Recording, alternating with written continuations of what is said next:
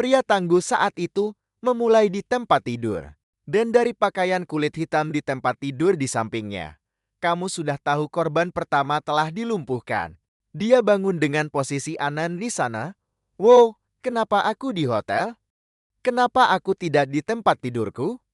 Dia bertanya-tanya sambil melihat ke samping. Wah, apa yang dilakukan gadis liar dan luar biasa ini di sini? Apakah malamku juga liar? Saat itu juga, seorang Xiaojie menelepon ponselnya. Dan dia dengan cepat teringat bahwa ini adalah gadis yang menolaknya saat dia masih mahasiswa baru, dan gadis itu ada di sana. Hei, kenapa kamu tidak mengatakan apa-apa? Kamu pikir kamu sangat hebat? Ya, tanda tanya. Apa kamu tidak marah?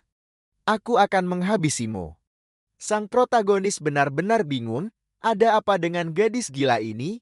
Dia telah memblokirnya di WhatsApp, jadi kenapa dia berbicara? Seolah-olah mereka masih berkencan, dia memutuskan untuk melihat ponselnya dan segera melihat bahwa tanggalnya adalah di masa lalu. Benar, reinkarnasi yang terkenal. Jia-jia ini berbicara tentang Jiang Chuan. Kamu terlalu lambat dengan hadiahmu, dan itulah mengapa kamu tidak pantas mendapatkan cinta yang aku tawarkan. Sekarang menghilanglah, karena kamu membuat situasi ini aneh. Sang protagonis hampir bergabung dengan kelompok botai, mencabut rambutnya, karena marah. Dia pikir gadis itu mencintainya, dan bahwa mereka akan bersama selamanya.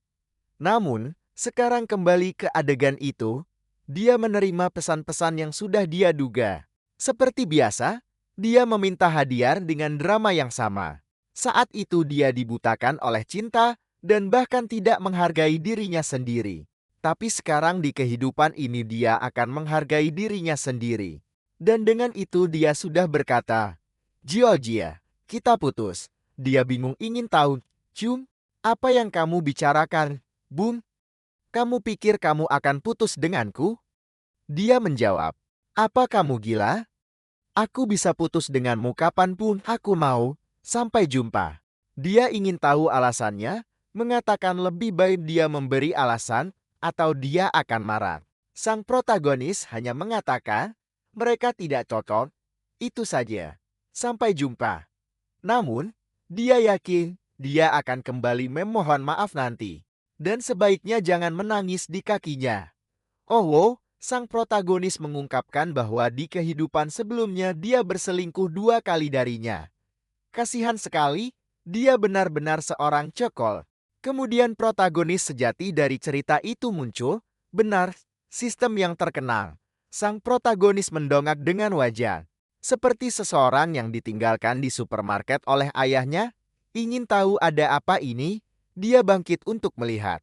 Kita melihat bahwa pria tangguh itu berusia 18 tahun dan terlihat 85 tahun. Wow, hidup sudah diatur ulang. Apalagi yang dia butuhkan? Tapi sekarang dia masih akan mendapatkan 0,10 sen per detik atau $8.000 sehari.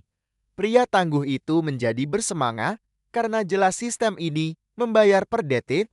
Dia tidak perlu melakukan apa-apa. Selain itu, dia menerima starter kit dan ketika dia memutuskan untuk membukanya, sebuah bata kuning jatuh di atas meja. Itu adalah 10 juta awan, sebuah mobil, dan kemampuan untuk memindai pertemanan orang. Bagian uangnya agak jelas, tapi dia tidak mengerti apa itu hal menganalisis ini. Hei seniman, apakah kamu menggunakan semua kemauanmu untuk menyerangku dengan cahaya putih itu? Pergi dari sini, orang tua. Dan sang protagonis sudah menguji analisis pertemanan ini. Nama gadis tangguh itu adalah Yu Erkong. Wow, nama yang jelek. 25 tahun, tinggi 1,5 meter, dan terlihat 93 tahun. Wah, kita mulai di sini dengan sesuatu yang tinggi. Selain itu, tingkat pertemanannya adalah 60, yang agak normal. Namun, sang protagonis tidak mengerti apa arti nilai privasi yang tertulis di sana. Dia memutuskan untuk mengklik untuk melihat apa itu dan menemukan bahwa itu adalah jumlah orang yang pernah berinteraksi dengan orang tersebut dalam hidup. Wang, ini adalah impian para reptilian. dan sang protagonis di sana bingung. Apakah ini berarti jumlah orang yang pernah bersamanya, dan jumlahnya adalah satu? Dia mungkin yang pertama. Kemudian, kita melihatnya menelepon si bodoh Xiao Jie di bar dan jelas dia tidak menjawab si Cokol. Sungguh, tidak ada yang tersisa untuk si Beta, tapi dia menemukan gadis tangguh itu, di sana juga menangis. Keduanya sudah minum cukup banyak. Dan mungkin itulah mengapa, bahkan dengan tingkat pertemanan yang rendah, mereka berhasil mencetak gol dalam hal ini. Gadis itu bangun dengan bingung dan takut. Jelaskan. Ada seorang psikopat menatapnya seperti anjing mengincar ayam di pasar. Dan dia bertanya, mengapa dia hanya berdiri di sana seperti orang aneh. Apakah dia menyesali sesuatu atau tersenyum? Dia berbalik dan mengatakan bahwa sebenarnya dia sedang mengingat apa yang terjadi. Dia ingin tahu mengapa dia menghela napas di tengah malam.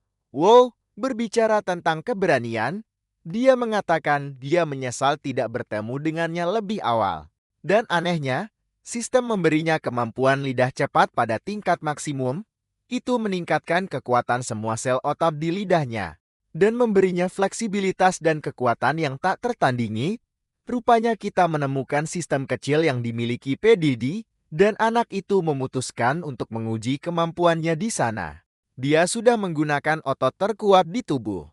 Dan rupanya itu rahasia, karena gadis itu mengatakan dia sangat pandai bersiuman, itu benar-benar berbeda. Kalian mulai melatih lidah kalian. Bagaimana kamu akan melatih itu? Semoga berhasil dengan itu, setidaknya sang protagonis sudah sarapan.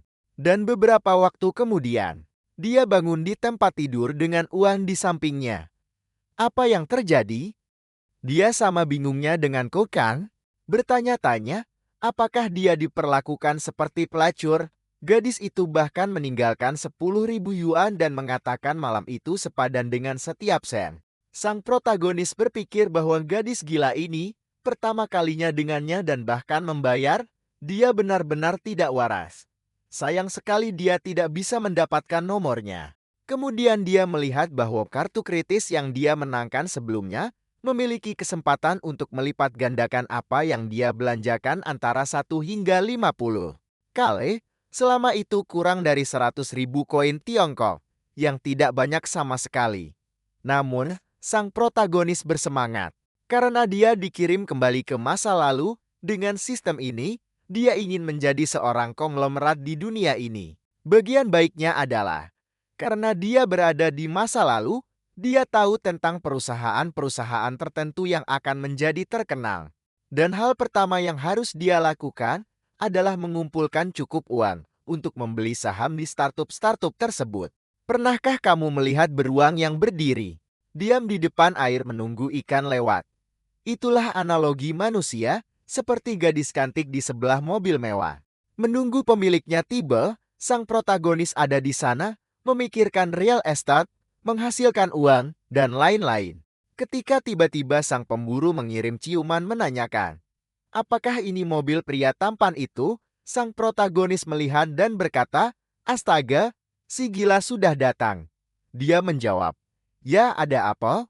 Gadis itu belak-belakan dan langsung bertanya, apakah dia bisa mengantarnya ke suatu tempat, karena dia sangat perlu pulang. Itu karena di aplikasi tertulis bahwa pipa dapurnya semua tersumbat.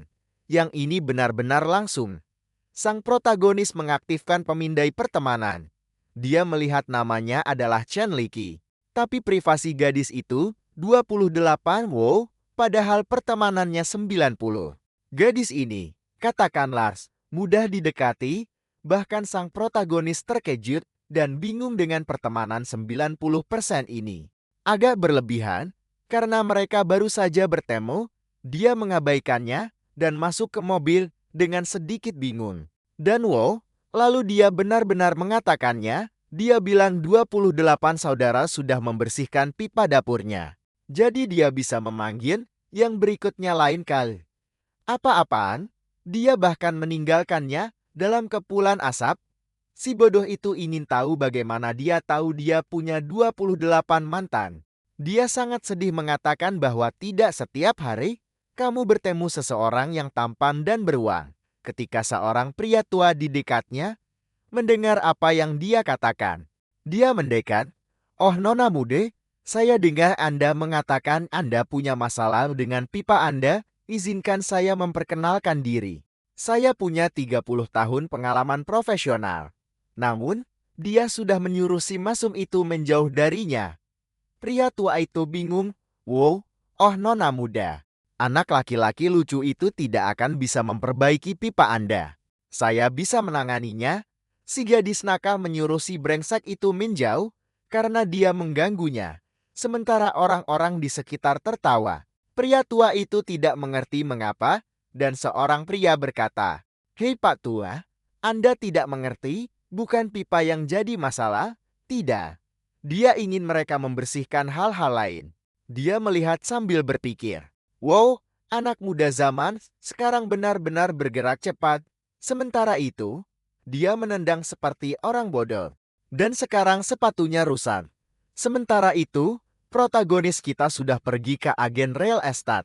Dia memarkir mobil mewahnya, tapi pria di sana berpikir, ini dia anak-anak yang mengambil mobil ayah mereka hanya untuk nongkrong, mengganggu semua orang di sini. Sang protagonis keluar dari mobil seperti figur aksi Max Steyr dalam pose itu. Dan gadis di resepsionis melihat bahwa pria itu menatap, artinya dia harus menghadapi ini sendirian. Dia sedikit tidak percaya diri tapi memperkenalkan diri sebagai Nona Sia dan bertanya, bagaimana dia bisa membantunya? Sang protagonis meminta sember kentang goreng jelas. Benar, si brengsek ini datang untuk melihat rumah. Jadi benar. Oh astaga, apalagi yang akan dia lakukan di agen real estate? Dia bersikap manis, menunjukkan segalanya padanya. Sementara pria yang mengabaikannya hanya meminta maaf kepada gadis malang itu. Dunia bisnis ini kejam dan pertama dia harus belajar menyaringkan. Dalam hal ini dia menunjukkan salah satu rumah yang merupakan salah satu yang terbaik dan paling ringkas. Harganya cukup masuk akal, dan itu adalah salah satu model populer. Bagaimana menurut Anda, Tuan? Namun, John menyuruhnya mengabaikan yang itu karena dia tertarik pada yang mendekati 1 juta. Dia mulai melihat-lihat sambil mengatakan dia mengerti. Tapi ingin tahu, apakah dia punya preferensi? Dia bilang dia ingin yang mudah disewakan. Dia tidak ingin yang belum selesai. Dan renovasi rumah yang bagus juga bisa berhasil. Sang protagonis sudah menyadari dari keraguannya bahwa dia tampak sedikit baru di tempat ini. Meskipun komunikasinya dasar, bagian baiknya adalah dia belum punya taktik penjualan. Jadi semuanya terasa cukup tulus. Dia berusia 19 tahun, tinggi 1,73 m, dan terlihat 90. Wow, semua orang punya 90 dan 92 di tubuh kan? Yang ini sedikit di atas. Selain itu sekarang privasi yang berubah menjadi pasangan dari masa lalu adalah nol. Dia kemudian menunjukkan beberapa rumah kecil kepada para pria, semuanya antara 800.000 hingga 1 juta. Masalah bagi John adalah bahwa dia tahu sistem serangan kritis tidak aktif di atas 1 juta, artinya harus sedikit di bawah itu. Dia bertanya, apakah dia ingin pilihan lain? Sementara dia mencoba mencari tahu bagaimana dia bisa mendapatkan beberapa yang sedekat mungkin dengan 1 juta. Untuk memastikan serangan kritis. Dalam hal ini dia bertanya, apakah mereka bisa menegosiasikan properti yang mendekati 1 juta? Jika dia bisa mengurangi harga masing-masing menjadi 1 juta, dia akan membayar kelima-limanya sekarang juga. Secara langsung dan tunai, dia sedikit terkejut bahwa dia akan membayar semuanya sekaligus. Dan dia bilang ya, dia bayar sekarang. Dan akan memintanya mengelola sewa untuk kelima rumah itu. Gadis licik itu sudah tahu bahwa komisi ditambah apa yang akan dia dapatkan setiap bulan dari mengurus 5 rumah akan sangat berharga. Jadi dia bilang dia akan melakukannya sekarang. Sementara itu, si bodoh yang memutuskan untuk mengabaikannya ada di sana di pintu bersembunyi, ingin tahu mengapa anak aneh ini punya begitu banyak uang. 1 jam kemudian manajer muncul mengatakan bahwa kontrak untuk kelima rumah sudah selesai. Dan gadis itu akan mengambil 2% dari komisi. Sang protagonis berkata sempurna, Dia percaya Xia untuk mengelola semuanya dan akan menelepon di masa depan untuk pembelian baru. Gadis licik itu sangat senang karena bahkan dengan 2%, dia akan menerima jumlah uang yang tidak masuk akal. Dalam hal ini, serangan kritis aktif. Dan jelas dia mendapatkan banyak 50 kali 40 kali. Jika dia membeli yang seharga 800.000, total perbedaan perkalian akan sangat besar. Selain itu dia naik level karena telah menghabiskan sejumlah uang. Dan sekarang menghasilkan 0,8 UN setiap detik. Sang protagonis memutuskan bahwa jika sistem akan memberi hadiah seperti ini, dia harus menghabiskan sedikit lebih banyak segera. Dia memanggil Xia mengatakan dia ingin berbicara dengannya. Tapi dia mengatakan ini sementara gadis itu membayangkan dia mengatakan bahwa ini bukan terakhir kalinya gadis itu menggigit jarinya. Apa yang tidak dilakukan kapitalisme terhadap pekerja yang baik kan? Oh kasihan sekali dia menderita ilusi mental hanya untuk mendapatkan sedikit uang. Namun demikian dia ragu-ragu. Dia stoik gadis ini. Dia memberitahu protagonis kita bahwa mungkin malam ini tidak. Mereka harus saling mengenal lebih baik. Namun dia bingung ingin tahu apa yang dia bicarakan. Dia hanya meminta rekening bannya, dia ingin tahu mengapa. Dan dia menjawab bahwa dia adalah bintang keberuntungan. Dan dia ingin kesempatan untuk bertemu dengannya lagi di lain waktu. Semua ini karena dia menerima 50 kali disanamkan. Tapi jelas orang malang itu memikirkan segalanya secara berbeda. Beberapa menit kemudian dia mengiriminya 35.000 koin Tiongkok lagi. Dan mengirim tarian K-pop dengan tangan di kepalanya. Aku tidak tahu kekacauan macam apa ini. Gadis malang itu membawakannya lebih dari 200 juta. Jadi itu sangat masuk akal. Persahabatan sekarang telah meningkat menjadi 85. DP yang garang menunjukkan kode QR. Kepalanya telah berubah. Sekarang dia siap untuk makan malam kecil malam ini. Dan protagonis memperhatikan sebuah foto yang dikirim dari 50 menjadi 80. Jelas dunia milik orang kaya.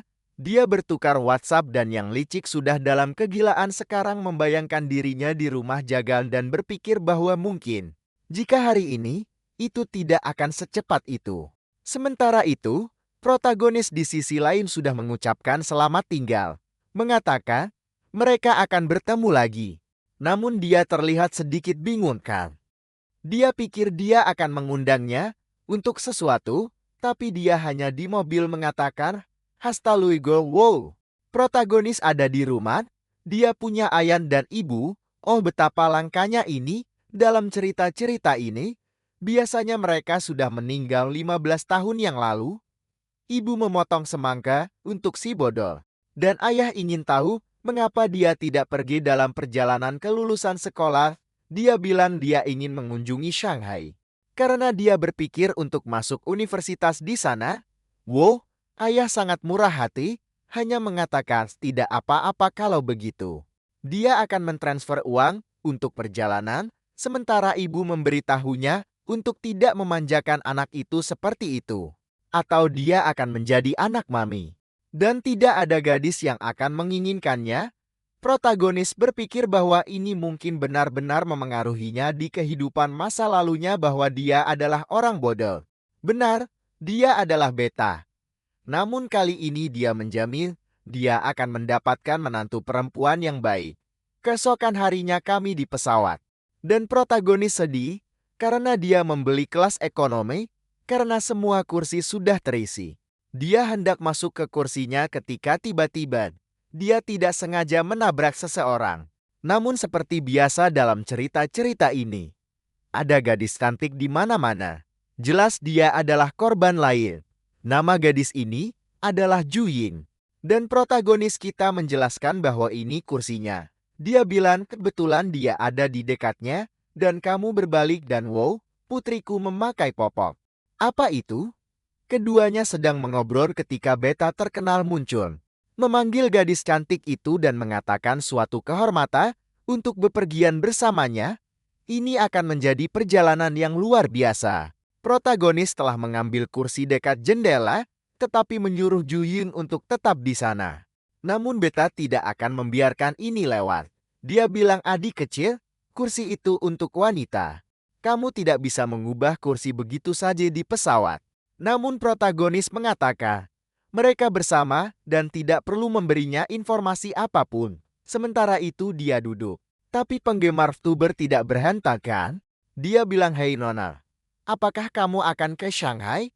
Tidak, ayolah. Di tengah udara, dia akan melompat keluar dari pesawat, membuka parasut dan mendarat di tempat lain.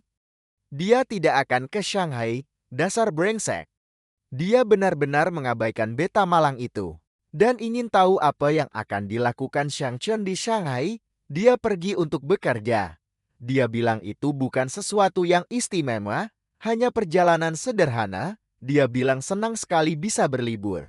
Pria malang itu hanya duduk di sudut mengatakan dia juga menghabiskan setahun di Shanghai.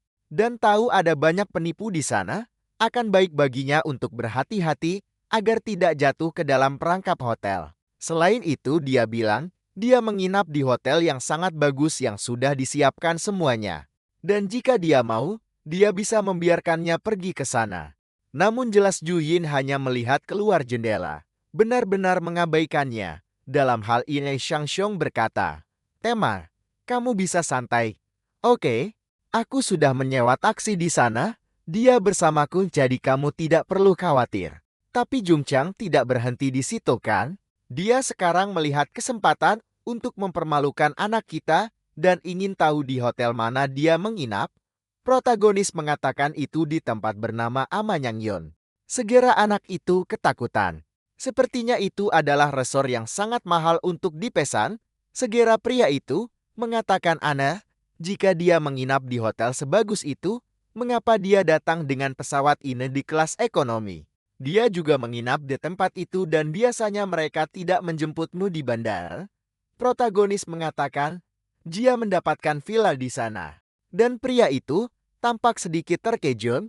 Juing tahu bahwa itu berharga sekitar 80.000 semalam. Dia tidak menyangka dia sekaya itu. Dia menjawab bahwa dia tahu betul bahwa dia sebenarnya jauh lebih kaya. Itu karena di sekolah, dia tidak hanya terkenal, tapi juga salah satu yang tercantik dan ya, semua orang tahu bahwa setiap kali dia dijemput, itu dengan mobil-mobil mewah. Selain itu dia adalah tipe yang kebanyakan pria tidak punya keberanian untuk menatap matanya. Namun dia selalu diam belajar, tapi dulu. Protagonis hanya peduli pada Jiao Jil kan? Untuk ditipu, dia benar-benar bodoh dan sepertinya keluarganya sedang mengalami masalah. Karena dia bilang dia bukan lagi gadis kaya generasi kedua itu, protagonis menyadari suasana telah sedikit masam. Memutuskan untuk mengganti topik, dan mereka mulai berbicara tentang masa sekolah. Begitu dia teralihkan, dia menyadari suasana lebih santai, dan dia memutuskan untuk memeriksa apa yang penting, statistik gadis itu. 18 tahun, 172 cm, 96 dalam penampilan, 96 dalam tubuh. Wow, gadis-gadis ini sudah mencapai batas maksimal skala. Aku ingin tahu apa arti 100 dari 100 bagi sang seniman. Dan yang membuat protagonis terkesan adalah dia sudah memiliki 75 dalam persahabatan. Mungkin dia mengawasinya di sekolah dan dia tidak tahu. Itu agak aneh. Anak-anak itu tiba di bandara ketika tiba-tiba. Wow, gadis, kamu datang menjemputnya dengan pakaian itu? Kurasa kamu memakai pakaian profesi yang salah, tapi oke kan? Dia ada di sana untuk menjemputnya. Hari ini dia akan menjadi sopir pribadinya. Protagonis mengatakan bahwa Hotel Amanyangyon sangat profesional. Aku melihat profesionalisme mereka. Jadi, anak kita ingin tahu di mana Juying akan menginap. Dan dia bilang dia di rumah temannya yang berlawanan arah. Jadi dia akan naik taksi saja. Namun, dia bilang tidak mungkin, menyuruhnya masuk taksi dan mereka akan mengantarnya ke sana. Sementara itu, Jung Chong bersembunyi di sana dengan marah, mengatakan bahwa kecantikan ini tidak seharusnya menderita di tangan bajingan seperti itu. Beberapa saat kemudian, mereka tiba di tempat Juying akan menginap dan dia meminta kontak anak kita. Dia menyuruhnya untuk tidak melupakan janji itu. Dan kemudian memindai kode. Rupanya Jong Chong sedang mengintai untuk menemukan momen untuk mempermalukan anak itu, tetapi sekarang dia meninggalkannya di sana. Tidak banyak lagi yang bisa dia lakukan.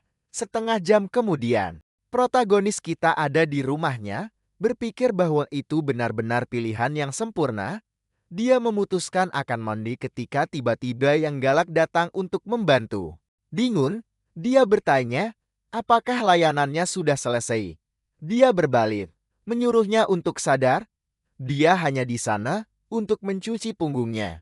Dia masih merasa itu agak anantif. Dia akan mengatakan itu tidak terlalu perlu, tetapi dia dengan sarung tangan kecilnya terus menyuruhnya mendekat bahwa ini adalah bagian dari perawatan. Si nakal sudah duduk di sana, berpikir, itu sangat nyaman, belum lagi penampilannya sangat bagus.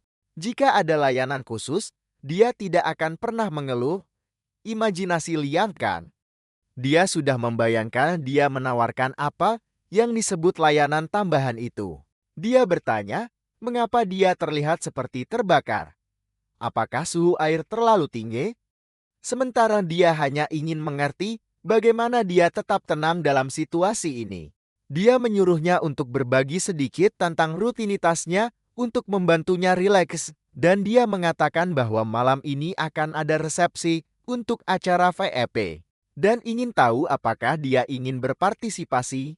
Dia bertanya apa alasannya, dan dia mengatakan bahwa beberapa anggota Platinum sedang melelang beberapa perhiasan. Dia ingin tahu apakah ada pakaian khusus, dan dia bilang tidak. Cukup datang saja, tidak ada yang terlalu mewah. Pada saat itu, kita melihatnya tiba dengan anak kita dan mengatakan bahwa dia ada di Titanium Village. Jadi mereka harus menghormati anak itu. Dia mengucapkan selamat tinggal kepada anak kita, menyuruhnya untuk bersenang-senang dan pergi. Wow, mereka benar-benar tidak menjatuhkan korban. Kita bahkan tidak tahu namanya, tidak ada persahabatan. Apa itu? Beritahu kami. Berjalan menyusuri koridor NPC. Dia melihat banyak orang di sana berbicara tentang 5 juta, 4 juta. Lelang sedang berlangsung untuk Rolex emas. Semua orang bersemangat, berteriak, mengajukan tawaran. Dan protagonis yang datang dari masa depan tahu bahwa harganya akan naik banyak. Jadi dia masuk dan menawar 15,5 juta. Namun, kerumunan tidak akan membiarkannya begitu saja.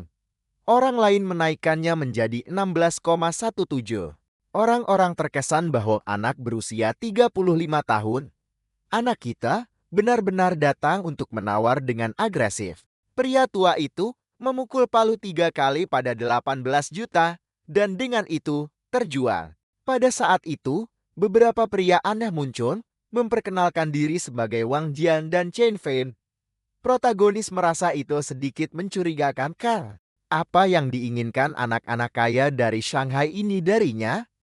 Anak berambut pirang, Chen Fei, mengatakan dia adalah penawar No.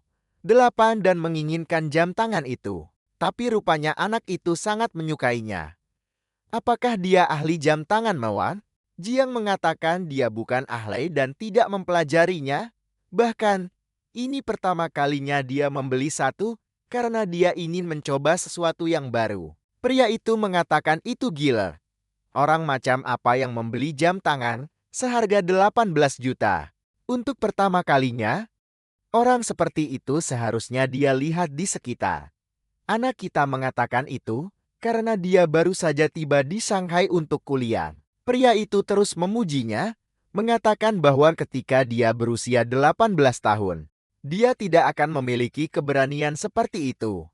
Dan kemudian dia memberitahu anak kita bahwa mereka harus nongkrong ketika mereka punya lebih banyak waktu di masa depan. Entahlah, dia bersikap sangat baik. Kau tahu, dunia ini milik orang cerdas. Jadi jika kau tidak cerdas, kau adalah orang bodoh. Dalam obrolan singkat ini dengan pengeluaran jam tangan, dia menaikkan level sistem lagi dan sekarang menghasilkan 1 yuan per detik. Dia tahu bahwa bagi banyak orang, itu akan menjadi uang yang mengubah hidup. Namun, baginya yang ingin menjadi seorang konglomerat, itu tidak seberapa. Saat dia menaiki tangga, dia melihat Nyan Erkang, yang dia panggil Xiao Xiao. Mari kita panggil dia Xiao Xiao. Itu lebih baik.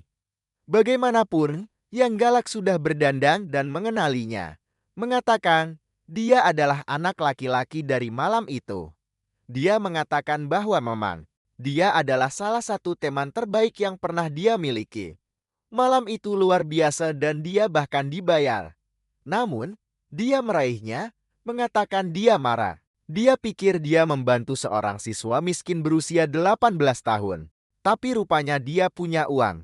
Namun, Yang Galak sekarang menyerang, melingkarkan lengannya di punggungnya dan mengatakan dia benar-benar seorang siswa. Dia membutuhkan pelajaran baru dan menyewa villa di daerah ini. Mengapa mereka tidak pergi ke sana nanti? Ada apa ini? Gadis itu memiliki sedikit masalah kontrol motorik dengan lidahnya. Dan dia bilang dia minum banyak dan dia harus bekerja keras. Wah, tapi pada saat itu seseorang menyuruh Xiao Ziyao untuk diam. Itu adalah seorang pria bernama Zhang Ye yang merupakan mantan tunangannya. Dia bilang dia tidak akan melakukan apa-apa. Tapi dia hanya menjawab bahwa apa yang dia lakukan bukan urusannya. Dia meraih lengannya dan itu adalah peringatan beta bahwa apapun yang terjadi, mereka akan menikah. Tapi dia tidak sebegitu beta karena dia bilang tidak mungkin dia menikah dengan seseorang yang bermain-main dengan temannya. Namun, dia menunjuk ke wajahnya dan memperingatkan bahwa pesta pertunangan sudah terjadi. Dan keluarga setuju apapun yang terjadi dia akan dipaksa ke altar. Wah, tapi dia bilang, pria itu menjijikan dan hanya ingin menggunakannya sebagai kedok. Sementara dia pergi bersenang-senang dengan pria dan wanita. Pria itu memutuskan untuk memanfaatkan 100% populasi yang tersedia pada saat itu. Sistem memberikan dua pilihan kepada anak kita. Dia bisa pergi dan menerima kostum Ninja Turtle. Atau dia bisa menampar pria ini 2 kali, mendapatkan 3 kali peningkatan fisik dan kartu nasib buruk John Chin. Mengatakan dia tidak akan menjadi pengecut dalam hidup ini. Ketika sistem mengatakan bahwa peningkatan ini dapat meningkatkan hal-hal seperti kecepatan, kekuatan, dan kemampuan pemulihan. Dia segera memberikan tamparan pertama. Kepada pria itu, dia bahkan mengumpulkan aura. Mengatakan bahwa pria itu kehilangan semua haknya ketika dia mengkhianatinya. Jadi sebaiknya dia pergi dari sana. Dan memberinya tamparan lagi, ada apa protagonis? Apakah kamu akan menginjak tengkorak pria itu? Santai saja, kamu akan ditangkap. Buang. Dalam hal ini, dia juga mendapatkan 10% lebih banyak persahabatan dengan gadis galak itu. Sementara itu, staf hotel lainnya tiba untuk membawa anak laki-laki yang babak belur itu. Dia memanggil polisi karena dia diserang, tetapi hotel tidak ingin memanggil polisi manapun. Ada terlalu banyak orang kaya di sini yang hanya akan mengganggu semua orang. Sebaiknya anak sialan ini diam saja.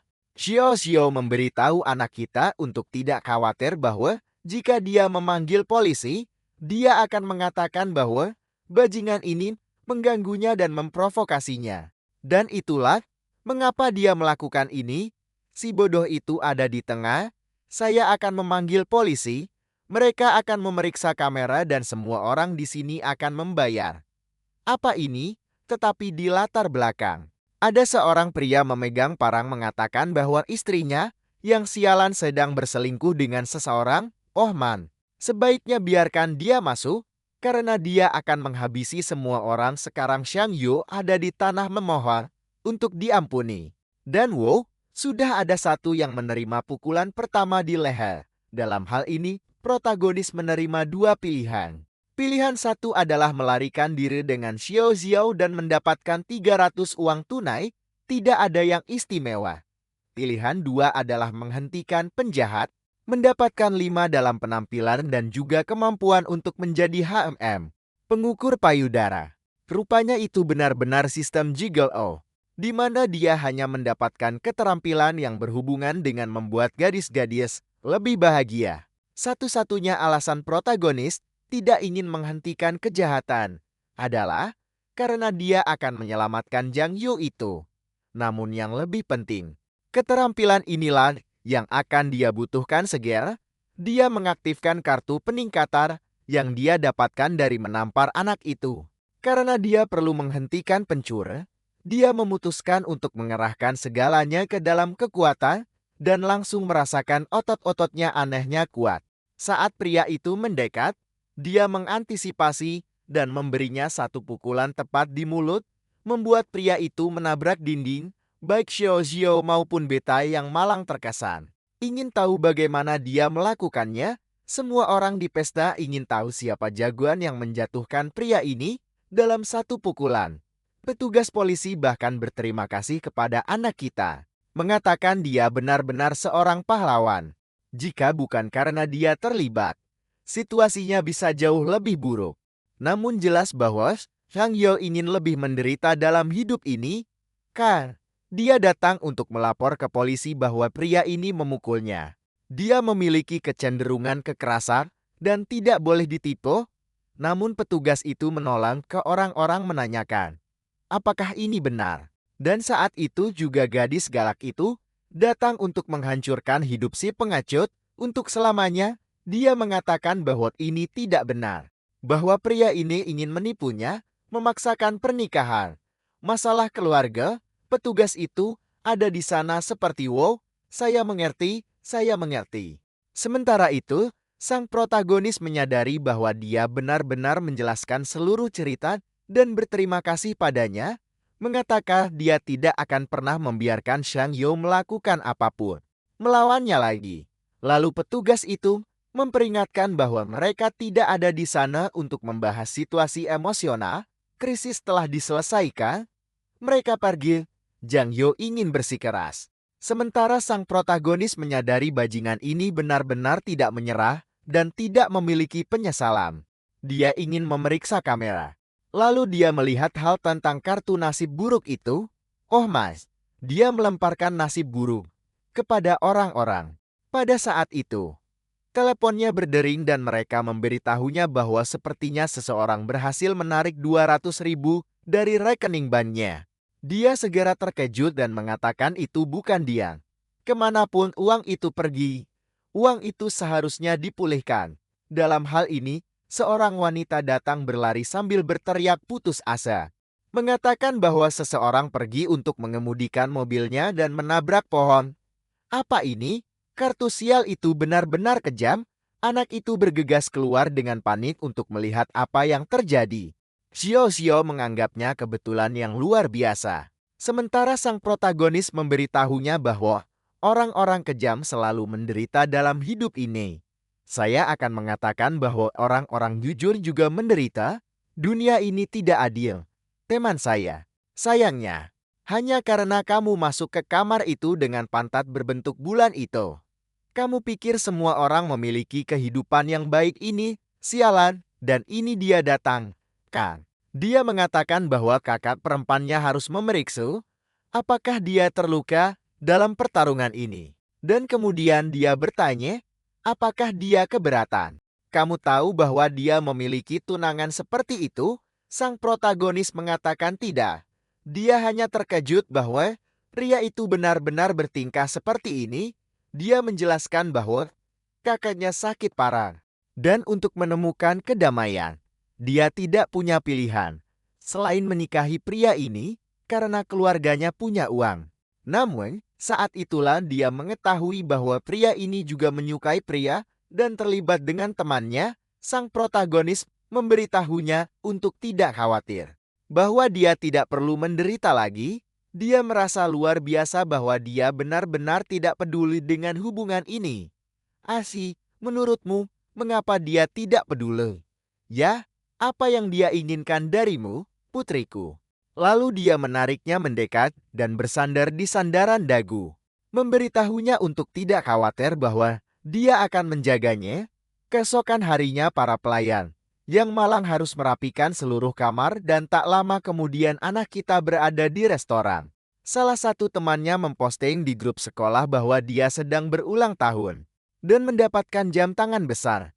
Anak kita menganggap ini menarik dan tiba-tiba meminta untuk meminjam kaki Xiao Xiao untuk ulang tahunnya. Dia sedikit bingung ingin tahu apakah itu ulang tahun. Dia bilang tidak begitu, tapi berikan saja kaki itu. Wanita, dia bilang tidak apa-apa lalu mulai berpose seperti ini, berpose seperti itu, berpose di sana. Ya ampun, mengapa dia menginjak roti bakar? Saya pikir seniman itu sedikit terbawa suasana. Teman saya, tolong jangan masukkan preferensi pribadi Anda ke dalam cerita. Sang protagonis memotret semuanya, berpikir bahwa itu tidak masalah. Pada usia 18 tahun, dia tidak mendapatkan mobil, tetapi kecepatan mesin ini tak tertandingi. Dia mengirimkannya ke grup teman-teman, dan mereka semua terkejut. Wah, ada beberapa pria di sana yang mendapatkan rumah, yang lain mendapatkan mobil, dan satu lagi mendapatkan RTX 5.090. Dan mereka semua lebih memilih seorang wanita, bukan tanpa alasan. Tapi pria 5090 itu perkasa. Tak lama setelah itu, dia tiba di dealer mobil. Hayu, tunjukkan semuanya. Dia sudah ada di sana. Lihat, ada yang ini, ada yang itu di sana. Namun, seperti biasa, ada seorang pria tua pendek botak dengan seorang gadis cantik di sampingnya ingin menunjukkan bahwa dia punya uang. Bahkan gadis itu ragu-ragu, mengatakan bahwa membeli mobil seperti ini akan terlalu serius. Namun, dia berkata, "Gadis, aku akan menjemputmu setiap hari saat kau memulai rekamanmu dan kau harus nyaman." Gadis bergaun pendek itu, bagaimanapun, mengatakan itu tidak perlu. Dia hanya ingin menjadi pemeran utama protagonis dalam cerita, dan berjanji dia akan bekerja dengan rajin. Seluruh diskusi ini berlangsung saat sang protagonis tiba, mendengarkan semuanya.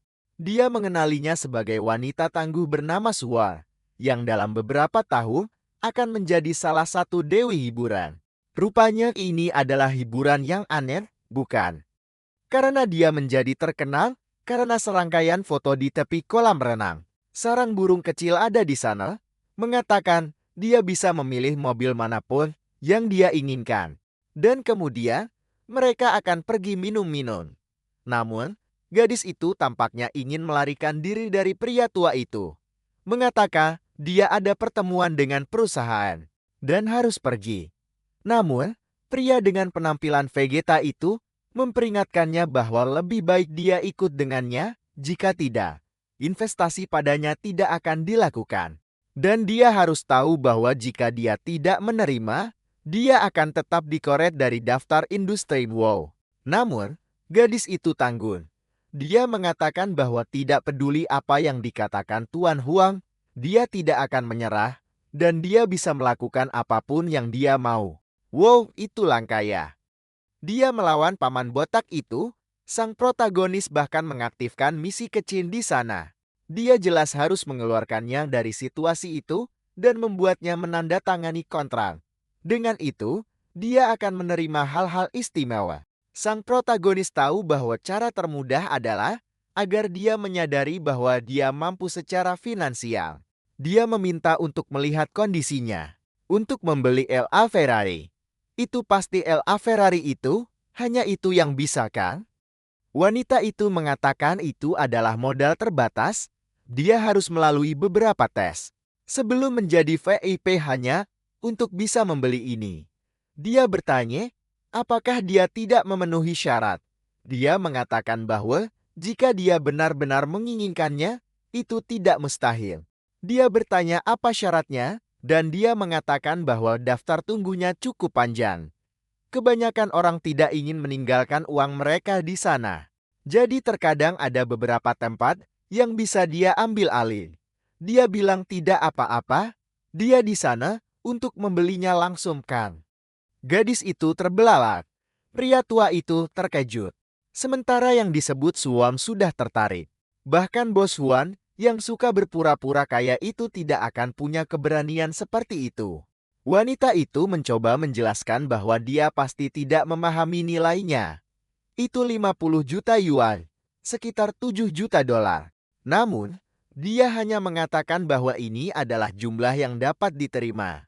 Tiba-tiba, Chin Fen muncul lagi, mengatakan dia mendengar seseorang akan membeli lotre. dan datang untuk melihat siapa itu. Dia tidak menyangka itu adalah pria kita. Sang protagonis adalah pencipta aura dunia uang kan. Dia adalah Sun Jingwon-nya kartu kredit. Dia dengan santai berkata, "Ya, saya tiba di Shanghai kemarin. Saya tanpa mobil. Jadi saya datang untuk membeli satu di sini dengan santai." Chin Fan sedikit bingung. "Bun, santai? Itu jelas kau pamer." Pria berdasi itu bertanya pada Ci, apakah dia temannya? Sehingga dia bisa mengatakan dia bertemu Xiang Chen kemarin. Dia membeli jam tangan seharga 18 juta. Sungguh, dia bisa percaya bahwa dia punya uang. Pria tua itu melihat dia memakai jam tangan besar di lengannya. Yakin bahwa setidaknya dia punya uang tunai. Dia sudah berterima kasih kepada pemuda itu karena memilih mereka dan mengatakan bahwa dengan jam tangan seperti itu di lengannya, uang pasti bukan masalah. Sementara itu, pria tua itu melirik ke samping dan yang disebut Suwak sudah gelisah. Dia belum pernah melihat orang kaya generasi kedua menghabiskan begitu banyak uang dengan begitu santai. Chin Fan yakin bahwa anak itu menghabiskan begitu banyak. Dia pasti telah melewati ratusan juta atau bahkan lebih. Pria botak itu berkata, "Hei, berhenti menatap anak itu di sana. Pergi tanda tangani kontrak itu sekarang. Aku akan membelikan mobil untukmu. Kau akan senang." Namun, dia terus menolak, mengatakan dia ada pertemuan tertentu yang harus dihadiri. Tapi kemudian, pria tua itu pergi dengan marah, mengatakan dia lelah mengobrol dengannya. Dia lebih baik bersiap untuk masuk daftar hitam semua perusahaan. Sebelum dia bisa bereaksi, seseorang memanggilnya entah dari mana. Itu sang protagonis, Carter. Mengatakan dia mendengar percakapan tentang investasi yang dia lewatkan itu. Dia tidak perlu khawatir. Jika pria tua itu tidak berinvestasi, dia akan melakukannya. Gadis malang itu sedikit bingung kan. Dia bahkan tidak tahu siapa pria itu. Aku akan takut. Setidaknya dia yakin bahwa secara finansial pria ini bisa menandingi Presiden Huang. Di sisi lain, dia sama sekali tidak bersedia tidur dengan siapapun. Gadis malang itu mengatakan itu, tapi dia sangat bersemangat, melompat-lompat meminta WeChat anak kita, mengatakan mereka akan bicara besok. Dia bilang tidak apa-apa. Dan dengan itu, mereka bertukar kontak. Dalam hal itu, sang protagonis ingin tahu kapan dia akan mendapatkan mobilnya, dan pria tua itu mengatakan itu akan memakan waktu setidaknya 1 tahun. Itu adalah waktu minimum. Si bodoh Jongchu menjelaskan bahwa dia adalah pria miskin yang baru saja menghasilkan uang. Tidak tahu bahwa mobil sialan ini akan memakan waktu begitu lama. Sekarang semuanya jadi kacau di sana, menyadari bahwa dia akan ditinggalkan terdampar. Tapi dalam hal ini, Chen Fan yang masih saya anggap mencurigakan ini mengatakan akan ada pameran merek-merek asing impor. Dan mereka bisa pergi melihatnya bersama. Adegan itu, bagaimanapun, beralih ke restoran Renhei malam itu jauh. Datang berpakaian lengkap, terlihat seperti hadiah Natal. "Gadis, mengapa kau memakai begitu banyak pakaian acak? Kau terlihat seperti boneka RPG." Dia membawanya ke meja dan secara teori itu adalah makanan termahal yang tersedia. Namun, si Tanggul, pria itu mengatakan bahwa satu-satunya hal yang ingin dia makan terbungkus di sana. Dia meminta istirahat dan tiba-tiba memberinya ciuman di pipi. Tapi pada saat itu, Xiang Chen menunjukkan keberaniannya. Dia duduk dan langsung berbicara tentang wanita lain. Ingin tahu apakah Xiao Xiao mengenal Suwan ini? Dia memberitahu Xiao Xiao bahwa Suwan adalah seorang seniman yang bekerja di perusahaan yang sama dengannya, tetapi secara kebetulan.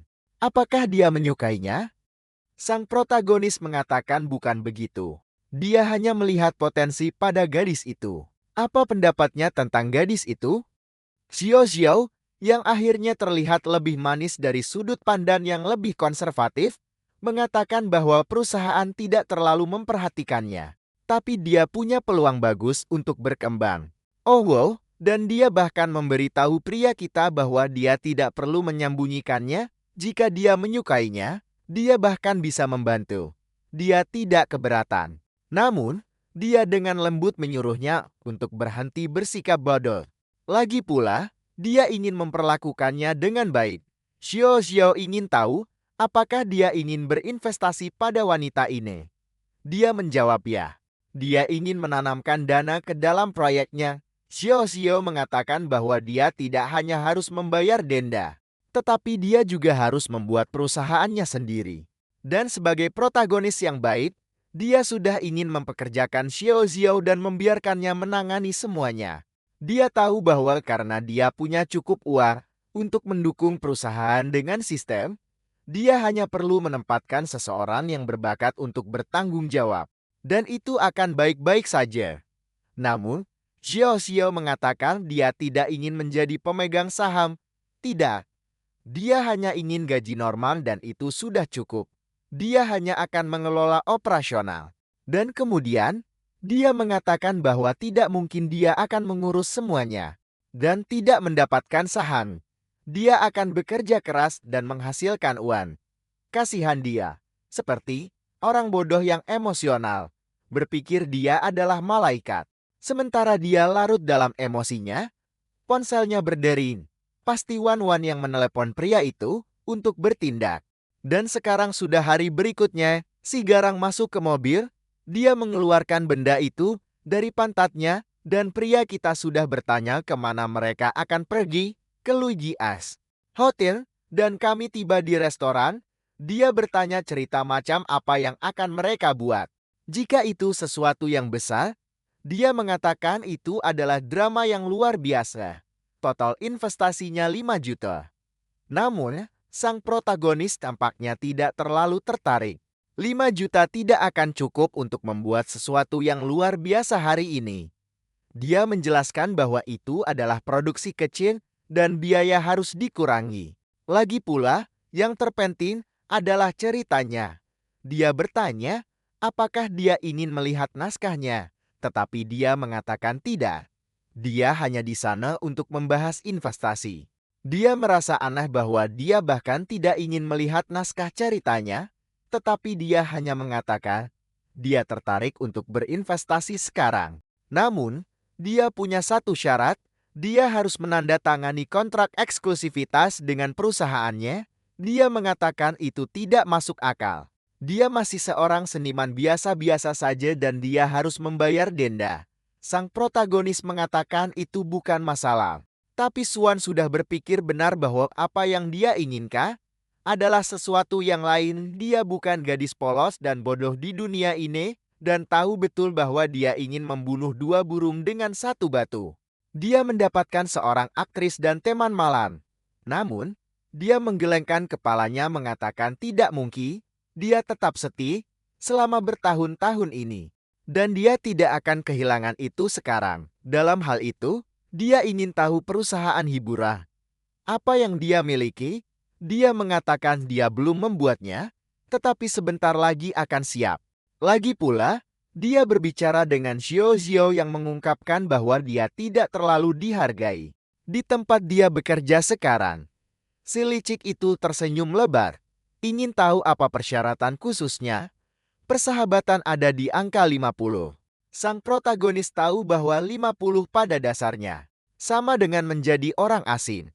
Jika dia meminta yang terbaik darinya, dia mungkin setuju, tetapi itu bukan. Karena dia menginginkannya, yang baginya tidak menyenangkan.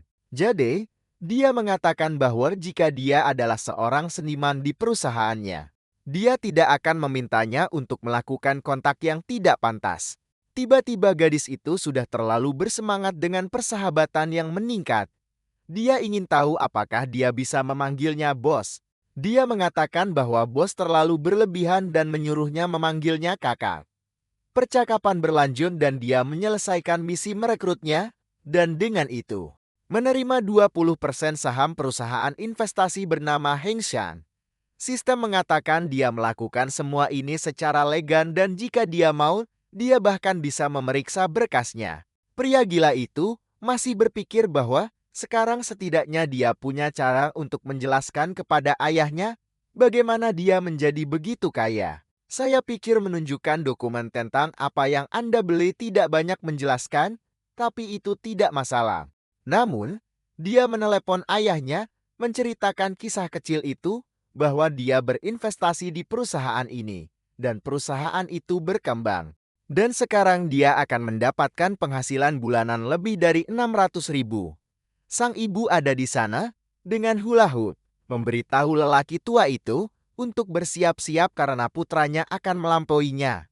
Sementara itu, sang protagonis sudah ingin tahu apakah mereka menginginkan sedikit hadiah yang akan dia bawa untuk keduanya. Namun, sekarang sedang tren dalam cerita bahwa keluarga bersikap baik dan tidak meminta apapun. Dalam hal ini, sang protagonis mengajak Swan keluar, lalu dia mengatakan dia akan pergi kemanapun Sugar Daddy inginkan. Dia mengatakan dia hanya akan melihat-lihat beberapa barang. Dan dengan itu mereka berada di toko jam tangan. Motonya adalah tidak ada yang membeli jam tangan mewah. Anda hanya menyimpannya dengan aman untuk generasi berikutnya. Wow, si kaya itu bodoh sekali. Pria kita tiba di sana, seperti biasa akan ada seorang lelaki tua dengan gadis seksi lain di sisinya yang akan membangkitkan keinginan Kang.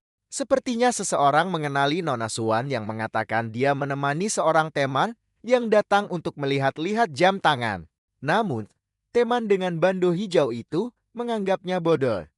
Ada banyak pria tampan di industri hiburan, dia seharusnya tidak membuang waktu dengan pria seperti itu. Tetapi lebih baik bertemu dengan pria kaya. Oh gadisku, stokingmu robek, putriku. Jelas situasi keuanganmu tidak bagus. Si gila itu, gadis itu punya 78 teman dari masa lalu. Ada apa prajurit? Lembur? Lagi pula, hanya 20% persahabatan dengan pria kita.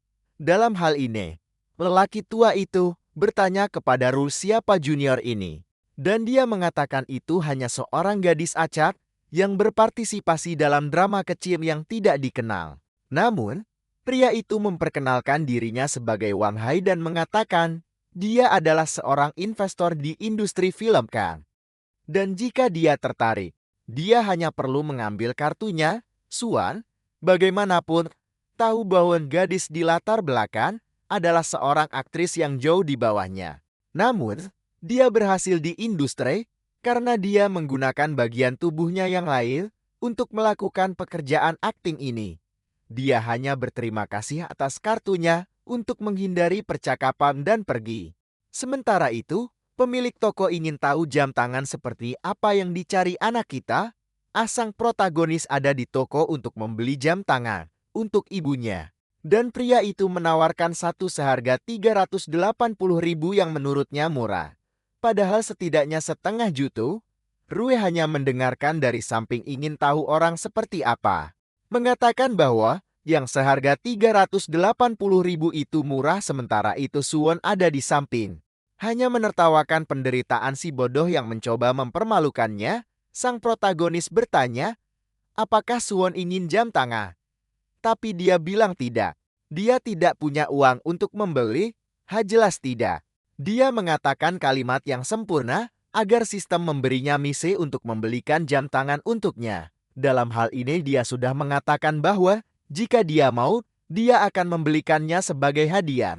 Dia bilang tidak mungkin, dia lebih suka mencari uang dan membelinya sendiri. Sementara temannya melihat dari luar berpikir bahwa gadis ini bodoh. Selain itu, pria ini mencoba pamer di depan semua orang. Dia mungkin akan melihat beberapa jam tangan dan pergi tanpa membeli apapun. Dalam hal ini pemilik toko ada di sana, memasangkan jam tangan di pergelangan tangan anak kita yang katanya terlihat sangat tampan. Dia menyesuaikannya di pergelangan tangannya dan dia bilang itu sempurna. Dia suka yang pas dan ketat. Lalu pria ini benar-benar aneh. Kamu yang aneh. Hentikan lelucon bolak-balik itu.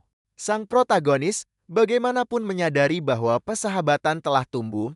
Yang satu ini juga sepertinya tidak waras ya. Dia menyuruh pemilik toko untuk menyiapkan keduanya.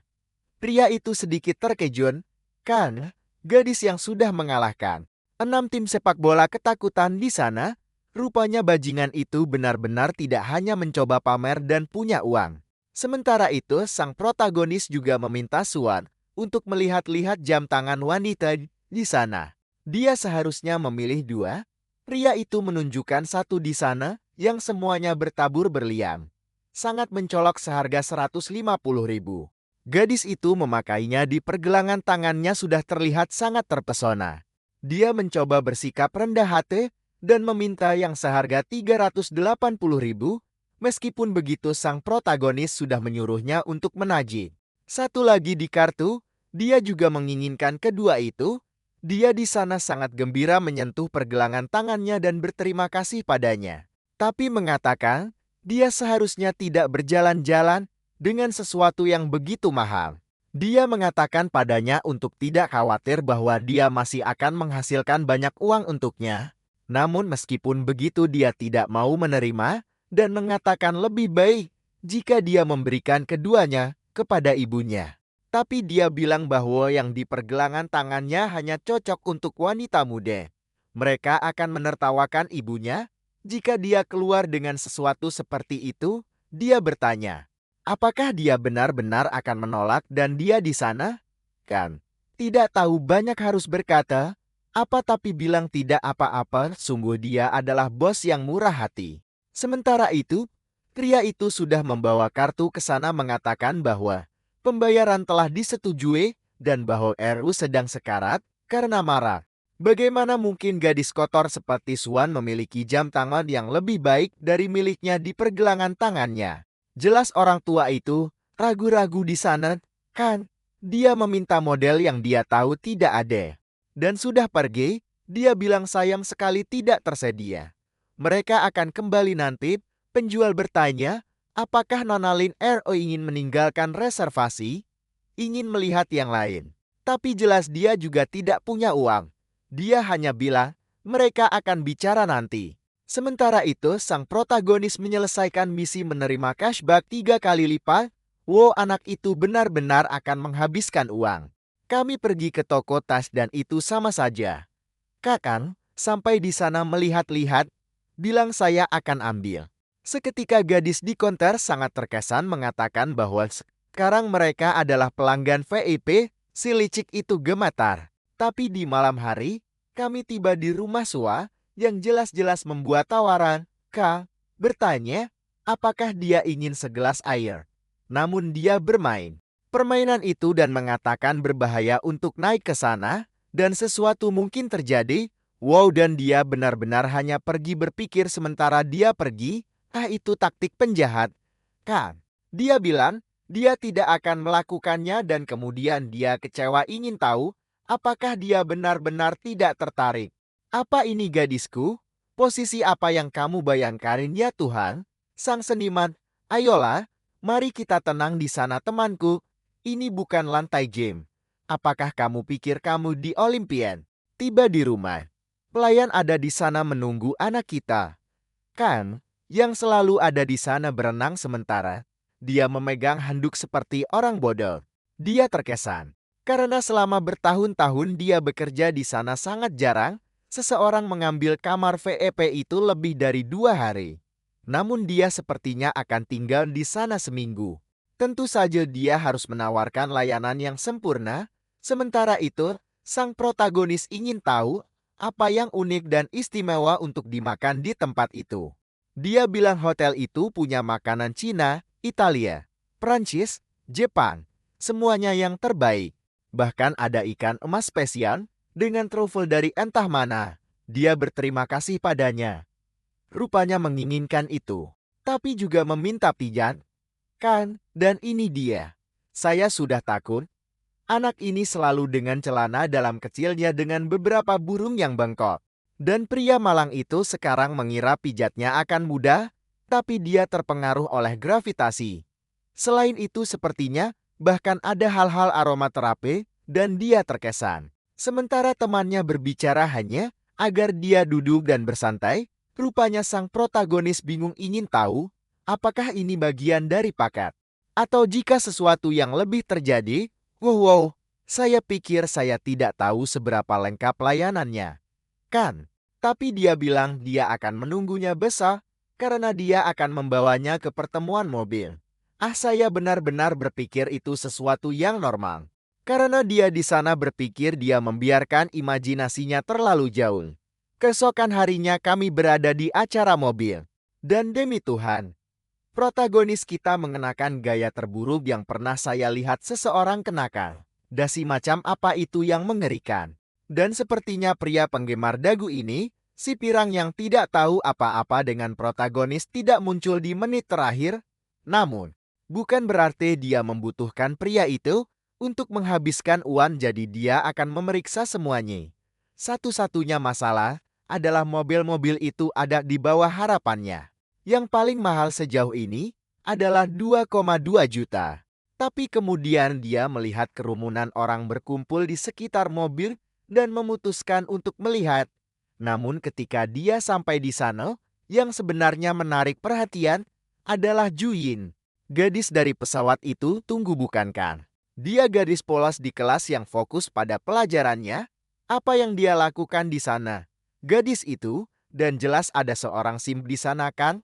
Ingin tahu kapan shiftnya berakhir. Mengatakan mereka akan mengajaknya berkencan.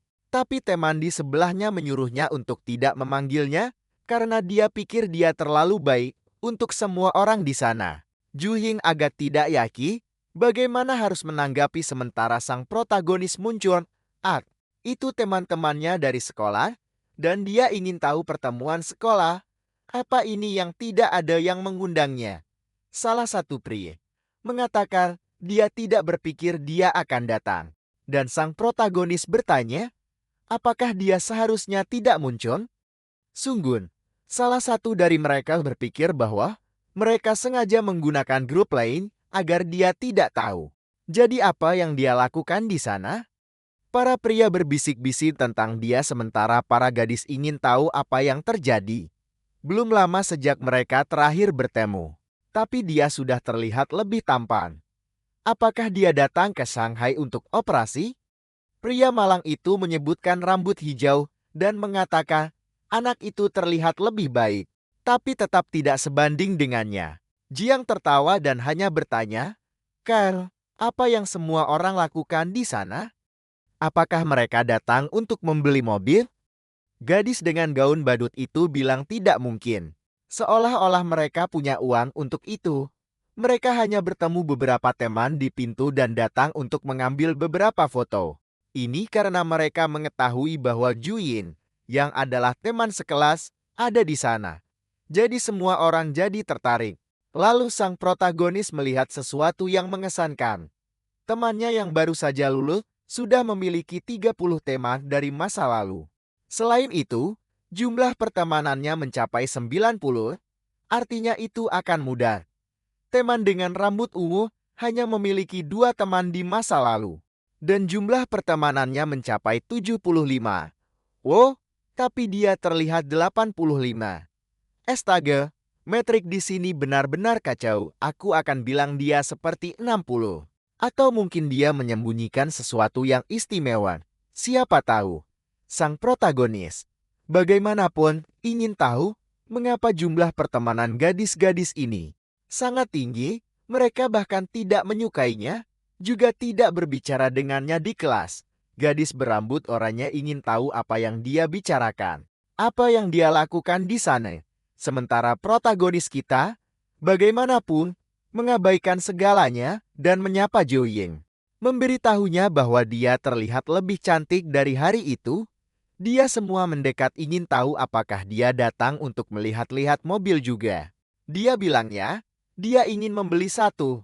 Temannya di sebelahnya sudah menyuruhnya untuk bangun dari kenyataan. Dia yang lulus listrik reservoir. Berbicara tentang membeli sesuatu seperti ini. Pria itu mulai menyebutkan harga berbagai mobil, dan sang protagonis mengucapkan selamat kepadanya, mengatakan bahwa ketua kelas benar-benar tahu tentang supercar. Sayang sekali dia tidak membelinya. Wow, oh protagonis, itu tidak tahu berterima kasih kah? Dia meremehkan pria itu begitu saja. Bahkan Juying meminta mereka untuk menjauh dari sana. Siang, dia mengganggu pekerjaan para gadis. Mereka membuat kerumunan berdiskusi. Tiba-tiba dia meletakkan tangannya di wajahnya dan mengatakan dia datang ke sini untuk mencari mobil karena keluarganya mengatakan itu adalah hadiah untuknya karena mendapatkan nilai bagus dalam ujian universitas. Dia, sedikit aneh, menyuruhnya untuk bertanya kepada wanita lain karena dia tidak mengerti apa-apa tentang mobil. Namun, anak laki-laki itu tak terhentikan, Kak. Dia bilang dia merasa lebih baik belajar segalanya bersamanya. John mencoba membantu gadis itu, mengatakan, "Ayolah, teman." Dia sudah bilang, dia tidak mengerti. Karen, Bu? Atau kamu hanya di sini untuk mengobrol dengan sang dewi? Pria itu menyuruh Joa untuk berhenti ikut campur. Dia juga hanya mengganggu di sana. Tapi kemudian sang protagonis bertanya apakah jika dia membeli mobil, modelnya ikut serta. Ju Ying tertawa menyuruhnya berhenti bercanda. Dan temannya mengatakan hal yang sama. Kah, seolah-olah dia punya uang untuk melakukan itu. Tiba-tiba manajernya datang dan memperingatkan bahwa dia tidak menghasilkan 2.000 sehari hanya untuk mengobrol dengan teman. Kasihan dia dimarahi. Sang protagonis masih berkata, "Wow, Shudong, kamu berbicara dengan gadis itu dan membuatnya menderita di tempat kerja. Betapa tidak bertanggung jawabnya." Lalu sang protagonis memberitahu dealer bahwa mobil itu tidak terlalu bagus. Tapi modelnya membuatnya terlihat bagus dan dia ingin tahu apakah dia ikut serta. Bos melihat jam tangannya dan memberitahu anak laki-laki itu bahwa kendaraan itu pasti dilengkapi dengan cat untuk melindungi film. Aku tidak tahu apa maksud Ganda di sini. Tapi anak kita bilang, untuk langsung saja bayar pakai kartu kalau begitu. Teman-teman sekolah ingin tahu apakah dia sudah gila dan akan mempermalukan dirinya sendiri seolah-olah dia punya 8 juta untuk dibelanjakan begitu saja. Dan kolektor tubuh di sana jelas sudah sangat bersemangat dan gemetar sehingga Li Shudong menyuruh Xiang Cheo untuk berhenti sombong. Dia akan mempermalukan dirinya sendiri di sini dan membuat Xiao Ying kehilangan pekerjaannya, sang protagonis. Namun mengatakan dia membeli mobil itu justru karena dialah yang akan diuntungkan dan bos setuju jika anak laki-laki itu benar-benar membeli, komisi akan diberikan kepada Ju Ying. Wah, level pertemanannya sudah 82 kan? Segalanya meningkat dengan cepat dan Judong ingin tahu apakah anak itu benar-benar akan mencoba trik legendaris aduh. Kartu saya beku, saya akan menelepon seseorang di sini dan menghilang. Sang protagonis, bagaimanapun, hanya menyuruh bos untuk segera menagihnya ke kartu karena dia sedang terburu-buru. Dengan itu, transaksi selesai. Dan pria itu sudah memuji anak laki-laki itu, mengatakan dia akan menyiapkan dokumen sekarang dan meminta Ju Ying untuk mengurus anak laki-laki itu. Sudong bingung. Bagaimana pria ini tiba-tiba mengeluarkan 8 juta begitu saja? Pria berambut hijau itu tidak percaya. Rupanya anak itu menjaga profil rendah di sekolah. Dan gadis lain sudah mencapai 95 pertemanan. Sebentar lagi dia harus pergi ke kamar mandi untuk berganti pakaian. Dia menawarkan diri untuk masuk ke mobil, tapi pria berambut ungu mengatakan itu mobil 2 tempat duduk. Tidak ada tempat untuknya. Namun, gadis 95 itu mengatakan bahwa Ju Ying harus kembali bekerja dan menjual lebih banyak mobil. Sang protagonis, bagaimanapun, mencoba memahami mengapa pertemanannya dengan gadis ini terus meningkat. Dia benar-benar aneh. Dan dalam hal itu dia mengambil kesempatan untuk menggodanya, mengatakan bahwa hanya Jo Ying yang akan terlihat bagus di mobil itu. Lalu gadis itu berkomentar bahwa dia mendengar sang protagonis putus dengan Xiao Jie. Rupanya Ju Ying yang merebutnya. Rencananya sekarang adalah memastikan mereka merasa tidak nyaman Ju. Namun, tampaknya tertarik dengan informasi ini kan. Dia pikir sang protagonis bersama Xiao Jia itu. Dan Jiang menghindarinya dengan mengatakan bahwa putus dengan Xiao Jia tidak ada hubungannya dengan Jui tersayang, meskipun dia mengakui pria manapun akan tergila-gila padanya. Lalu temannya memperhatikan jam tangannya, Kae, dan mengatakan ada yang salah. Apakah dia hanya berpura-pura di sekolah? Sang protagonis mengatakan dia menjalani kehidupan yang tenang. Tapi sekarang, setelah dia selesai sekolah, orang tuanya memutuskan untuk memberinya hadiah dan dia tidak bisa menolak. Kemudian Sudong memberitahu kelompok itu bahwa lebih baik mereka pergi saja, tidak ada lagi yang bisa dilihat di sana. Namun, gadis nakal itu bersikeras tepat di 95 mengundangnya makan malam nanti. Sang protagonis menolak dan mengatakan mereka bisa bicara nanti saat dia di Hongqiang. Dia menjadi sangat bersemangat mengatakan bahwa dia memiliki nomornya dan hanya perlu menelepon. Rupanya itu adalah kota tempat dia dulu tinggal, yang mungkin tidak boleh dia kembali lagi. Wow. Namun, sang protagonis menyuruh Ju Ying untuk kembali bekerja, bahwa dia akan melihat-lihat. Dia berterima kasih padanya sementara dia memintanya untuk tidak terlalu sopan, karena mereka masih teman sekelas. Tiba-tiba dia melewati mobil merat, dan gadis lain datang dengan sangat tertarik ingin menjual juga. Bagaimana bisa? Anak laki-laki itu sudah membayangkan dirinya sendiri. Di dalam bersama Xiao Xiao. Dia benar-benar aneh. Pria ini juga. Saya bilang dia punya jiwa yang unik. Wanita itu menjelaskan bahwa harganya di sana adalah 9,5 juta. Tapi dia mulai mencoba menggunakan beberapa taktik penjualan. Mengatakan, dia akan mendapatkan entah berapa tahun perawatan atau apapun, tapi dia hanya menyuruhnya untuk menagihnya ke kartu. Selain itu, dia ingin upacara pengiriman kan. Mungkin akan mengirimkannya ke Xiao Xiao dengan cara yang luar biasa. Wanita itu mengatakan itu yang paling mudah. Tentu saja dia bisa memilih semua yang dia inginkan. Dan pengirimannya akan persis seperti yang dia rencanakan. Saat keduanya berbicara, tiba-tiba ada seorang gadis melakukan siaran kecil di dalam mobil. Dia mengatakan, sesuatu yang berkilau dalam warna merah itu benar-benar memancarkan pesona feminin. Dan bertanya, apakah ada dari para bro di siaran langsung yang tertarik membeli ini? Para pria di siaran langsung mengatakan mobil itu tidak terlalu cantik. Tapi dia bersikeras bahwa gadis manapun yang mendapatkan ini akan jatuh cinta. Tiba-tiba dia menempatkan pria kita di siarannya, mengatakan, mereka bisa mempercayainya, pria ini membelinya dan pasti akan berhasil.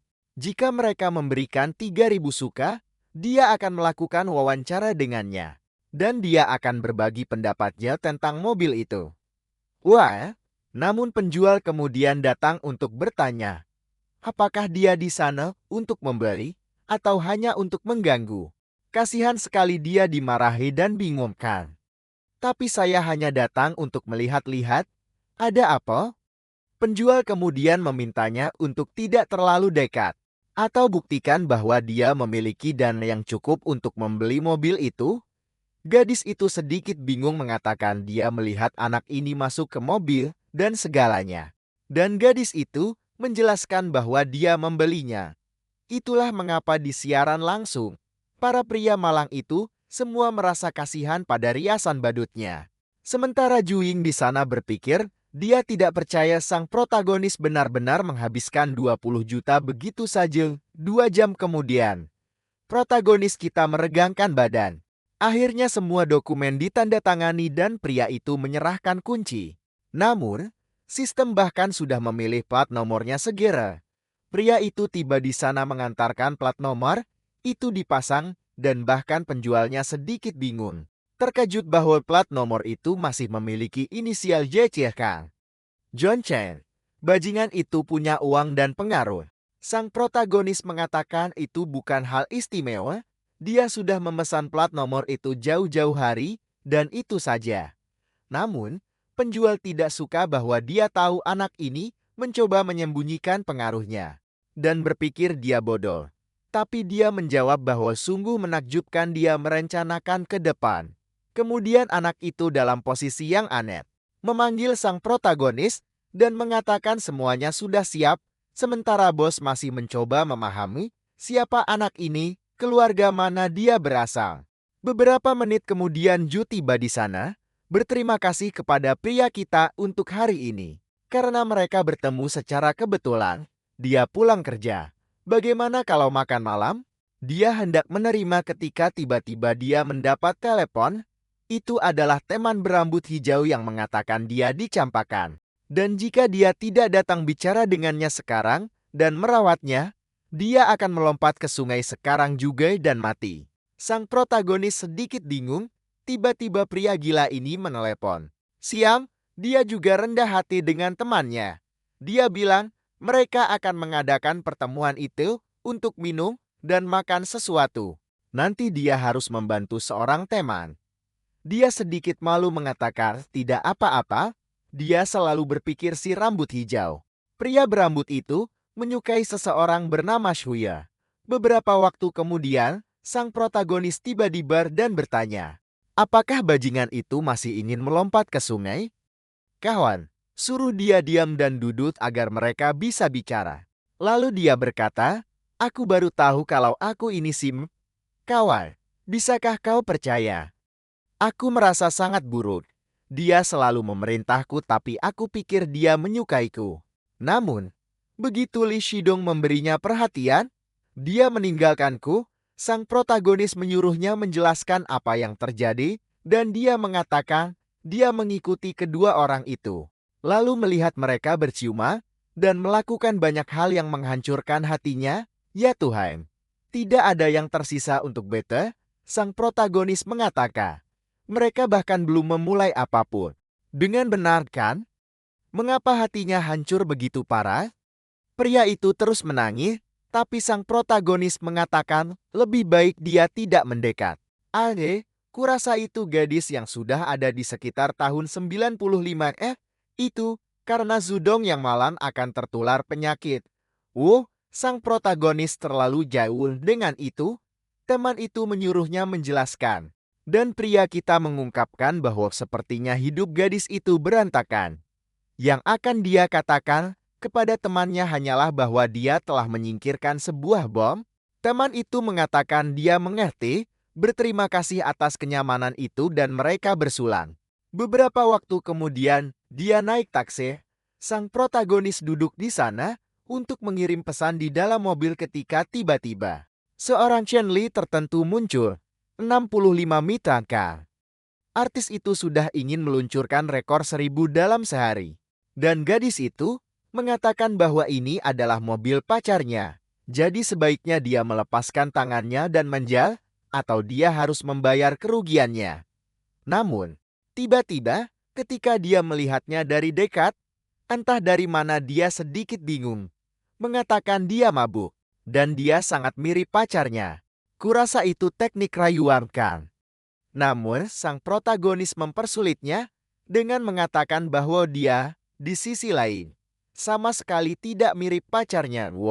Tapi gadis ini dalam keputusasaan yang begitu besar, sehingga kurasa dia ingin mencuri ginjalnya, itu pasti. Tiba-tiba dia bilang dia bermain PUBG dan tahu 10 cara berbeda untuk memenangkan permainan. Kebetulan. Apakah dia ingin bermain satu pertandingan dengannya? Sang protagonis tidak terlalu tertarik. Hanya mengatakan dia lebih suka Honor of Kings kan? Pasti ada game lain. Dengan itu, streamer itu tiba bertanya, apakah deal yang meminta seseorang untuk mengemudi? Dia bilangnya, bagaimana bisa kapitalisme mereka tidak berhasil ya? Dia bilang dia bekerja sebagai streamer. Tapi di waktu luangnya dia jadi pengemudi Uber kan, untuk mendapatkan uang tambahan, dan itu bahkan bukan Uber, lebih seperti pengemudi pribadi. Dia hanya mengemudikan mobilmu untukmu, dan saat itu dia ada di sana. Memberitahu siaran langsung bahwa dia terkesan. Tidak pernah membayangkan, dia akan menemukan Ferrari SF Nineti di sana, sudah meregangkan tubuh, melemparkan dirinya ke kap mobil. Sementara gadis PUBG aneh itu mengatakan dia juga tahu cara mengemudi dengan sangat baik. Namun sang protagonis mengatakan dia tidak suka apapun yang gratis dalam hidup ini. Biasanya mengarah pada komplikasi. Namun yang ingin dia ketahui adalah, apakah streamer kapitalisme itu bekerja keras? Kau tahu aku merasa kasihan padanya jika dia benar-benar tahu cara mengemudikan supercar. Dan dia memberitahunya untuk tidak khawatir, karena dia pernah memiliki blog ulasan otomotif dan telah mengemudikan beberapa mobil sport. Astaga, gadis ini mengerahkan segalanya untuk bertahan hidup. Seseorang tolonglah gadis malang ini dan itu saja. Nol pasangan di masa lalu, pasti sang protagonis akan gila. Namanya Choi Ying-yin. Sudah di dalam mobil dia bertanya, apakah dia bisa melakukan streaming, dan sang protagonis mengatakan tidak apa-apa Kal. Tapi apakah dia benar-benar bekerja seperti ini setiap hari? Dia menjelaskan bahwa dia tidak selalu melakukan siaran langsung. Tapi biasanya dia mengemudi bolak-balik, dia sudah mengatur mobil untuk merekamnya, mulai mempercepat, sang protagonis kemudian melihat bahwa namanya di siaran langsung adalah Xiao Mei dan dia berpikir itu mengesankan bahwa dia tidak punya pasangan di masa lalu. Siapapun yang melihat akan mengira dia tipe yang muda. Dan di sana dia melihat bahwa di siaran langsungnya, donatur terbesar hanya menyumbang 300 dan itu menyedihkan. Dia kemudian bertanya, kau di sana dengan lebih dari 10.000 penonton dan tidak ada yang menyumbang. Sekarang dijelaskan, mengapa kau harus bekerja dan mengemudi akan lebih mudah bagimu untuk fokus mengemudi? Karena siaran langsung ini tidak menghasilkan apa-apa wow. Tapi kemudian dia ingin mengejek gadis malang itu, mengatakan kau bangkrut, tidak menghasilkan uang sama sekali wow. Kau gagal sebagai wanita, bahkan tidak menggunakan tubuhmu untuk menghasilkan uang. Apa yang bisa dilakukan gadis malang itu kan? Dia bilang, dia tidak pandai mendapatkan donasi HMM. Aku akan mengatakan bahwa kau mengekspos semua yang kau miliki di sana. Tapi oke, tampaknya menarik audiens yang lemah dalam hal uang. Kami mempercepat, kami pulang. Dia menyerahkan kembali kuncinya. Dan teman kita mengatakan dia benar-benar terampil mengemudi, semuanya sangat nyaman dan tenang dan dia hanya berterima kasih padanya meminta ulasan yang baik. Selain itu dia ingin tahu jenis siaran langsung apa yang suka dia tonton. Dia bilang dia hanya menonton yang luar biasa dan dia bertanya, apakah dia termasuk yang luar biasa? Jika demikian mungkin, dia bisa menunjukkan sedikit dukungan untuk gadis malang ini. Memberinya sedikit dorongan dalam peringkatnya, dia menjawab bahwa dia tidak tahu apakah dia punya banyak uang di akunnya. Namun dia mengatakan bahwa jika dia mau, dia bisa mengajaknya minum. Wow, tapi bukankah dia dinon dan menawarkan dirinya seperti itu? Apa yang terjadi di sini?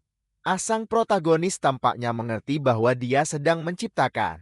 Seperti drama dalam hidupnya, mungkin ingin dia membayar tagihan dan memberikan beberapa donasi dan akan pergi tanpa melakukan apa-apa. Tapi baginya dia berjalan seperti domba ke kandang harimau. Dan di sana dia sudah bertanya jenis air apa yang dia minati. Dia ingat bahwa ini terdengar seperti percakapan normal dari jenis cerita tertentu. Dan membayangkan hal-hal aneh di sana, jelas dia akan menjadi tipe yang menyukai video ini. Anak-anak kita selesai, satu lagi penghabis uang.